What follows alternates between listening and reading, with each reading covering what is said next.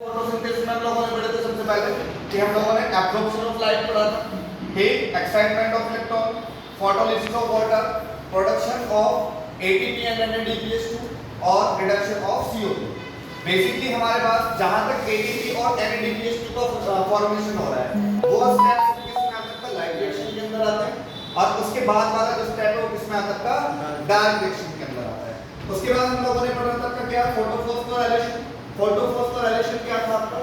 कि production of ATP and formation of ATP in the presence of sunlight. ठीक, उस चीज को हम लोगों ने क्या कहा था? फोटोफॉस्फोराइलेशन कहा था। और फोटोफॉस्फोराइलेशन में हम लोग फोटोसिंथेसिस पढ़ते हैं तो उसमें हम लोग दो तरीके का फोटोफॉस्फोराइलेशन पढ़ते हैं। एक हमारे पास आता था साइक्लिक फोटोफॉस्फोराइलेशन और एक हमारे पास आता था नॉन साइक्लिक फोटोफॉस्फोराइलेशन। सबसे पहले हम लोग बात करते हैं साइक्लिक फोटोफॉस्फोराइलेशन की। साइक्लिक फोटोफॉस्फोराइलेशन में क्या होता है? यहाँ का जो रिएक्शन सेंटर होता है वो कितना होता है? PS700 होता है। बेसिकली PS1 के अंदर ये वाली कंडीशन पाई जाती है। सनलाइट पड़ेगी, आपको पता है कि सेंट्रल मेटल एटम क्या होता है? मैग्नीशियम होता है। और मैग्नीशियम नॉन आयनाइज्ड फॉर्म में मिलता है तो उसके ऊपर किसी तरह का कोई चार्ज नहीं होता है। लेकिन जैसे ही इसके ऊपर सनलाइट पड़ती है तो वो अपने दो इलेक्ट्रॉन को क्या कर रहा था? रोज कर देता है। ठीक, और जैसे ही इसके अंदर से इलेक्ट्रॉन रोज होते तो उसके पास क्या होता था? दो पॉजिटिव चार्ज आ जाता था। समझ आएगा?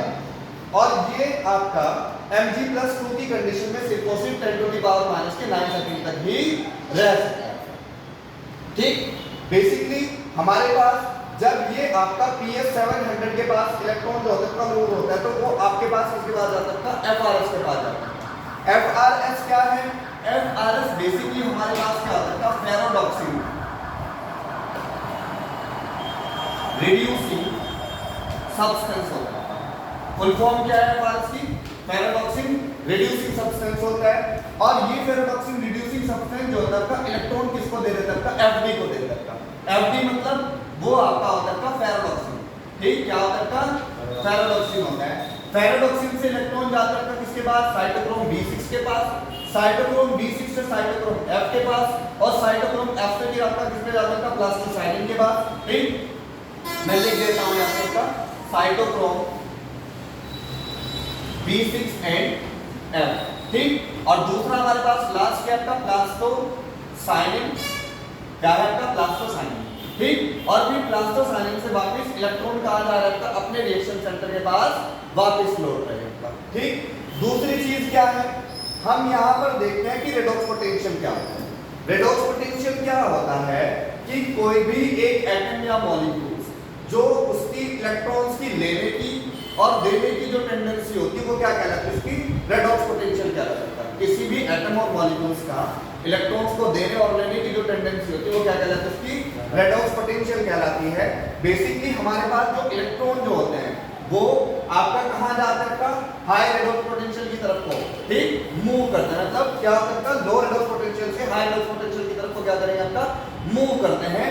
कहीं ना कहीं इस FRS का रेडॉक्स पोटेंशियल जो होता है वो PS1 से क्या होता है? ज्यादा होता है। तो इसलिए क्या करता है? इलेक्ट्रॉन को अपनी साइड खींच लेता है। फिर अब इस पैराडॉक्सिन का जो रेडॉक्स पोटेंशियल होता है वो FRS से ज्यादा होता है तो ये अपने इलेक्ट्रॉन को क्या कर लेता है? अपने पास खींच लेता है। फिर इसके बाद क्या होता है? साइटोक्रोम B6 का रेडॉक्स पोटेंशियल जो होता है वो FD से ज्यादा होता है तो इलेक्ट्रॉन को अपने पास खींच लेता है। उसके बाद साइटोक्रोम F का रेडॉक्स पोटेंशियल जो होता है वो साइटोक्रोम F से ज्यादा B6 से ज्यादा होता है तो वो इलेक्ट्रॉन को अपने पास खींचता है। फिर आपका कहीं ना कहीं जो प्लास्टोसाइलिन का रेडॉक्स पोटेंशियल होता है साइटोक्रोम F से ज्यादा होता है और इलेक्ट्रॉन को अपने पास खींचता है। और इलेक्ट्रॉन को अपने पास खींचने के बाद जो PS1 होता है उस PS1 का रेडॉक्स पोटेंशियल जो होता है वो क्या होता है? प्लास्टोसाइलिन से ज्यादा होता है और वो इलेक्ट्रॉन को क्या करता है? अपने पास खींच लेगा। मैंने आप लोगों को बताया था कि जो मैग्नीशियम होता है वो सिर्फ और सिर्फ Mg+2 की कंडीशन में सिर्फ कितने सेकंड के लिए रह सकता है? 10 टू द पावर माइनस के 9 सेकंड के लिए रह सकता है। उसको वापस से किसमें चेंज होना होता है? मैग्नीशियम के अंदर चेंज होना होता है। ठीक, अब जहां से इलेक्ट्रॉन चले थे, जिस रिएक्शन सेंटर से इलेक्ट्रॉन चले थे उसी रिएक्शन सेंटर के पास इलेक्ट्रॉन क्या कर गए? आपका मूव कर गए हैं आपका। और तो इस तरह का फॉस्फोराइलेशन और बेसिकली हमारे पास जो FD होता है आपका यानी कि फेरोडॉक्सिन होता है और साइटोक्रोम B6 होता है। उस साइटोक्रोम B6 और FD के पास क्या होता है? यहाँ पर इलेक्ट्रॉन हाई एनर्जी वाले इलेक्ट्रॉन है। ये इलेक्ट्रॉन क्या करते हैं? अपनी एनर्जी को लूज करते हैं ATP की फॉर्म में। एक बार कहां पर FD और साइटोक्रोम B6 और दूसरा आपका साइटोक्रोम B6 और साइटोक्रोम F के बीच यहाँ पर भी क्या करते हैं एनर्जी को एटीपी की फॉर्म में रिलीज करते हैं और यहाँ पर निकलने के बाद इसकी एनर्जी बिल्कुल खत्म हो जाती है और खत्म होने के बाद ये सिर्फ आपका सीधा इलेक्ट्रॉन दोनों कहाँ पहुंचते हैं आपका इस PS1 के पास पहुंचते हैं और मैग्नीशियम या Mg2 प्लस होता है वापस से किसमें चेंज हो जाता है आपका मैग्नीशियम के अंदर चेंज हो जाता है, ठीक बस।